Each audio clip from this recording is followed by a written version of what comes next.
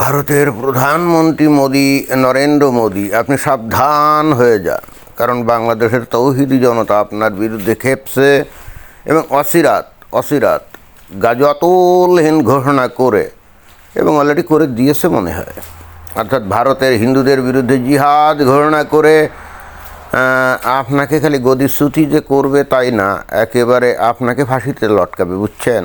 আর এই যে আপনার শিষ্য, এই শুভেন্দু অধিকারী, এই যে বিজেপি এখন ক্ষমতায় গেছে না পশ্চিমবঙ্গে, তো তাকেও ধরে মোটামুটি শুলে চড়াবে, এতে কিন্তু কোনো সন্দেহ নেই। অতএব আপনাদের উভয়কেই ভীষণ সাবধান হয়ে যেতে হবে। এখনও শুধরানোর সুযোগ আছে, অবশ্য শুধরালেও কিছু যায় হয় না, কারণ আপনারা তো আর ইসলাম কবুল করবেন না।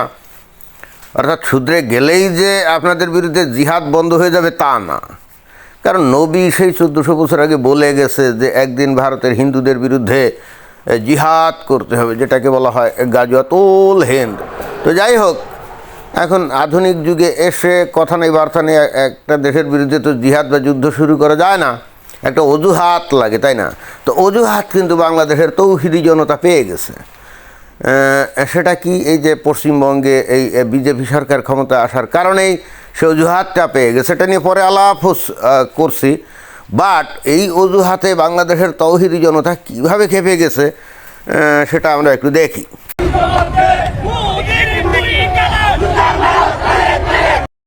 স্লোগান দিল কি, মোদির দুই গালে জুতা মারো তালে তালে। এই কি উল্টা পাল্টা স্লোগান দেয়, কিসের জুতা মারো তালে তালে? জুতা মারলে কি জিহাদ হবে নাকি? হ্যাঁ, কল্লা ফেলে দিতে হবে, তাহলে সেটা জিহাদ। ইসলামের শাস্তি কি? ইসলাম বিরোধিতা করা বা ইসলাম গ্রহণ না করা, এগুলোর শাস্তি কি? বা ওই মুসলমানদের উপরে কোনো অত্যাচার নির্যাতন যদি কেউ করে, অর্থাৎ অমুসলিম, তাহলে তার শাস্তি কি? মৃত্যুদণ্ড, তাই না? তো এই মৃত্যুদণ্ডের কীভাবে করতে হবে? কল্লা ফেলে দিতে হবে। এখানে কি ওই জুতা তালে তালে জুতা মারলে হবে? এটাও তো ইসলাম বিরোধী স্লোগান, কিন্তু এটা বোঝে না, আসলে তো পড়াশুনোও করে না। এই মুশকিলটা হচ্ছে সেখানে। এরা যে এই যে হুজুর না, এরা যে আসলে ইসলামটাকে ভালো করে পড়াশুনো করে তা কিন্তু আসলে না, কোনো মতে ওই যে মাদ্রাসায় নকল ফকল করে ফাঁস করে, হ্যাঁ, এরা কিন্তু ইসলাম ভালো করে পড়ে তা কিন্তু না। এবং এই জন্যে এদের সাথে ইসলাম নিয়ে কথা বলতে গেলেও দেখা যায় এরা কোনো কিছুর উত্তর দিতে পারে না, এবং আসলে তো পড়ার দরকার পড়ে না বেশি। মানে ওই যে হীরক রাজার দেশে একটা চমৎকার বক্তব্য দিয়েছিল, এরা যত বেশি জানে তত কম মানে, যত বেশি জানবে তত কম মানবে, এই জন্যে এরা পড়াশুনো করে না। এই যে মাদ্রাসায় যে হুজুরা পড়াশুনো করে না, এই যে ইসলাম আসলে পড়াশুনো তেমন কিছু করে না, কোনো মতে যায় জবথবত দিয়ে সময় কাটার, পরীক্ষার সময় ওরা কিন্তু ওই যে নকল করে পাশ করে। ওই যে কোরআন হাদিস ইত্যাদি এর সম্বলিত যে কাগজ দেখবেন যে পায়ের নিচে বা মোজার মধ্যে ঢুকায়, তারা নকল করে পাশ করে। এই জন্যে ওই মোদির গালে জুতা মারো তালে তালে বলতেছে। যদি পড়াশুনো করতো তাহলে বলতো যে মোদির কল্লা ফেলে দেব আমরা, এরকম, এবং সেটাই তো ইসলামিক স্লোগান। তো দেখি তারপর।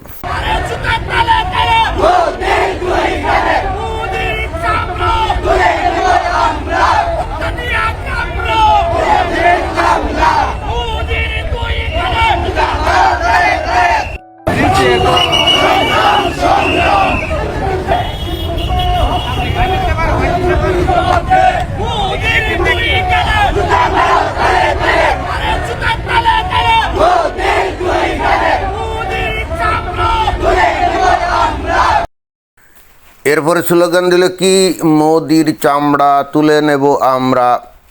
না, এটাও তো ইসলামিক স্লোগান হলো না, চামড়া তুলে নিলে তো হবে না। ওই যে বললাম না যে একটাই মাত্র শাস্তি, সেটা হলো মৃত্যুদণ্ড, আর সেটা কার্যকর করতে হবে কল্লা ফেলে দিয়ে, এমনকি ফাঁসি দিয়েও কিন্তু মৃত্যুদণ্ড ইসলামে কার্যকরের কোনো বিধান নাই।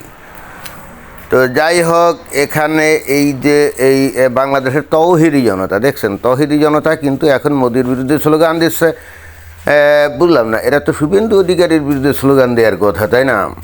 ঘটনা কি জানেন? ঘটনা হচ্ছে, দেখেন, ওই যে আজ কয়েকদিন ধরে আমি কিন্তু বলা বলি করছি যে এই পশ্চিমবঙ্গে এখন এই যে বিজেপি সরকার ক্ষমতা আসছে না, তো বাংলাদেশের বট বাহিনী, অর্থাৎ এই তৌহিদি জনতার লোকজন, এরাই ফেসবুকে বা সোশ্যাল মিডিয়াতে এসে, বিশেষ করে ফেসবুকে, বট বাহিনী তো বোঝেন যে একজন ব্যক্তি অনেকগুলো আইডি খুলে ওই একই কথা প্রচার করে, এবং এর ফলে হচ্ছে কি অ্যালগোরিদম সিস্টেম এই ফেসবুকের এইগুলো প্রত্যেকটা মানুষের সামনে ওই খবরটা নিয়ে আসে। এবং এই বিজেপি এই পশ্চিমবঙ্গে ক্ষমতা আসার পর এই বট বাহিনী কী শুরু করছে, এরা শুরু করছে যে পশ্চিমবঙ্গে মুসলমানদের বাড়িঘরের ওপর আক্রমণ হচ্ছে, তাদের মসজিদ ভাঙচুর করছে, ইত্যাদি ইত্যাদি। এই খবরগুলো কিন্তু ব্যাপকভাবে প্রচার করছে, এবং অবশ্যই খবরগুলো কিন্তু পুরো বানোয়াট এবং ভুয়া। এরা বস্তুত আরও অনেক আগে, এমনকি খোদ বাংলাদেশেরও কোনো ঘটনা সেগুলাকে ছবি হিসাবে ব্যবহার করে বা ভিডিও হিসাবে ব্যবহার করে, এমনকি পাকিস্তানে কাদিয়ানিদের মসজিদ ভাঙছিল না, ওই পাকিস্তানের তৌহিদি জনতা, তো ওই ভিডিওটা সামনে এনে ওখানে দেখাচ্ছে এইটা হলো পশ্চিমবঙ্গে এই মসজিদ ভাঙছে। এখন বাংলাদেশের তৌহিদি জনতা এরা তো আরও তো চেক টেক করার দরকার বোধ করে না, তারা তো এই ধরনের খবর গ্রহণ করার জন্য রেডি থাকে। হ্যাঁ, আর বট বাহিনীর উদ্দেশ্যও তাই, যে এরকম ভুয়া বিকৃত খবর প্রচার করে বাংলাদেশের মানুষের মন মানসিকতাকে আরও বিগড়ে দিতে হবে, ঘৃণা বিদ্বেষ ছড়াতে হবে, একটাই উদ্দেশ্য।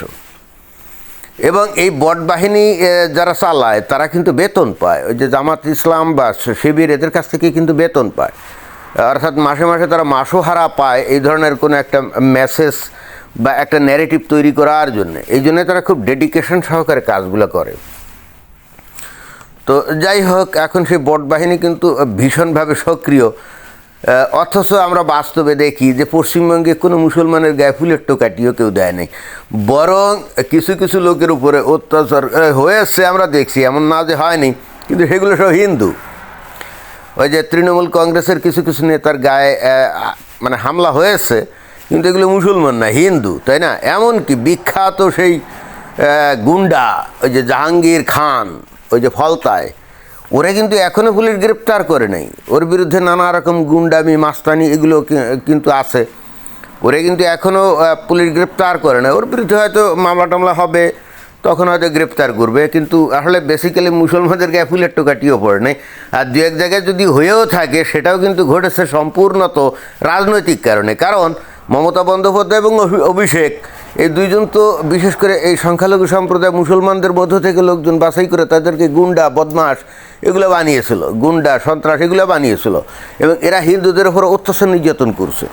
তো এখন যেহেতু ক্ষমতার পট পরিবর্তন হয়ে গেছে, এখন বাংলার মানুষ তো ফেরেশতা না, তাদেরও শরীরে তো রক্ত মাংসের মানুষ, তাই না? তো তাদেরও তো হিংসা বিদ্বেষ, তাদের মধ্যে প্রতিহিংসা এগুলো তো আছে। তো অতএব রাজনৈতিক কারণে হয়তো কিছু কিছু জায়গায় ঘটনা ঘটে গেছে। এখন সেই জিনিসগুলোকে মানে হাসা মিশা বানিয়ে বানোয়াট বোগাস বিষয়গুলো নিয়ে এই তৌহিদি জনতা এরাই কিন্তু প্রচার করছে যে পশ্চিমবঙ্গে মুসলমানদের উপরে নাকি অত্যাচার নির্যাতন হচ্ছে, এবং এখন আবার এরাই রাস্তায় নেমে এই মোদির দুই গালে জুতা মারো তালে তালে, তারপরে মোদির চামড়া তুলে নেব আমরা, এই স্লোগান দিচ্ছে, অর্থাৎ সাপ হয়ে দংশন করে ওজা হয়ে ঝাড়ছে, বুঝছেন? আসলে করবেটা কি? এদের তো কাম কাজ নাই বাংলাদেশে, এই যে হুজুরগুলা এদের তো কাম কাজ নাই, এরা তো আসলে পরজীবীর মতো অনেকটা মানুষের ওপরে বসে খায়, তাই না? এরা তো বেসিক্যালি কোনো কাম কাজ করে না, মাদ্রাসায় মসজিদে চাকরি করে, তারপরে ওই মাদ্রাসায় চাকরি করলে ওই যে পোলাপান যেগুলো আছে তাদেরকে বাড়ি বাড়ি মানে কালেকশনের জন্য পাঠায়, যেটাকে অনেকে মজা করে বলে ভিক্ষা করতে পাঠায়। তো এভাবেই তো এরা ভাই চলে, তো এদের তো কোনো কাম কাজ নেই। ফলে হচ্ছে কি, এরকম কথা নেই বার্তা নেই, এইভাবে এসে এই মিছিল করে। আর এদের পিছনে আছে আরও রাজনৈতিক সংগঠন যারা নাকি পয়সা কড়ি দিয়ে বট বাহিনী পুষে মানুষের মস্তিষ্ককে বিকৃত করে এবং হিংসা ঘৃণা বিদ্বেষ এগুলো ছড়িয়ে দেয়। আমি আশ্চর্য হই যে বাংলাদেশে যেভাবে এদের সংখ্যা বেড়ে যাচ্ছে, এত একটা জনবহুল দেশ, এই দেশটা ভবিষ্যতে চলবে কী করে? এখানে তো আফগানিস্তানের চাইতেও খারাপ পরিস্থিতি হবে। দেখেন, আফগানিস্তান একটা বিশাল দেশ, লোক সংখ্যা মাত্রই কিন্তু 2.5 কোটি, আর বাংলাদেশ হলো অতি ক্ষুদ্র দেশ, জনসংখ্যা হলো 20 কোটি। আর এখন এই ধরনের আনপ্রোডাক্টিভ এই লোকজনের সংখ্যা যেভাবে বেড়ে যাচ্ছে এই বাংলাদেশে, আমি জানি না যে এই বাংলাদেশের পরিস্থিতি কি হবে। এখানে তো খোদ আল্লাহ যদি ফেরেশতা পাঠিয়ে দিয়ে বলে যে যা বাংলাদেশ গিয়ে শাসন করে ওখানে এক শান্তি শৃঙ্খলা রক্ষা কর, আমার মনে হয় যে সেটাও সম্ভব না, ফেরেশতা এসে এগুলো কিছুই করতে পারবে না। তো যাই হোক, আমার তো এখন ওই মোদি আর ওই শুভেন্দু অধিকারীকে সতর্ক করে দেওয়া উচিত, কারণ বাংলাদেশের তৌহিদি জনতা যেহেতু খেপে গেছে, তাহলে তো তাদের রেহাই নাই। অতএব তাদেরকে কিন্তু সতর্ক সাবধান থাকতে হবে, এবং আমার কাজও তো এইগুলা মানুষকে সতর্ক করে দেওয়া, যাতে কোনো বিপদে না পড়ে, তাই না? অর্থাৎ খুব সাবধান। ভারতের প্রধানমন্ত্রী নরেন্দ্র মোদী আর পশ্চিমবঙ্গের মুখ্যমন্ত্রী এই শুভেন্দু অধিকারী, আপনারা দুইজনে একটু সতর্ক সাবধানে থাকেন, নইলে যে কোনো সময় যে কোনো ঘটনা ঘটে যেতে পারে। তৌহিদি জনতা কখন যে আপনাদের বিরুদ্ধে জিহাদ ঘোষণা করবে, অলরেডি করে দিয়েছে মনে হয়। অর্থাৎ এই জন্য আপনাদেরকে ভয়ঙ্কর সতর্ক থাকতে হবে, আদারওয়াইজ কিন্তু বিপদ, কঠিন বিপদ। ধন্যবাদ।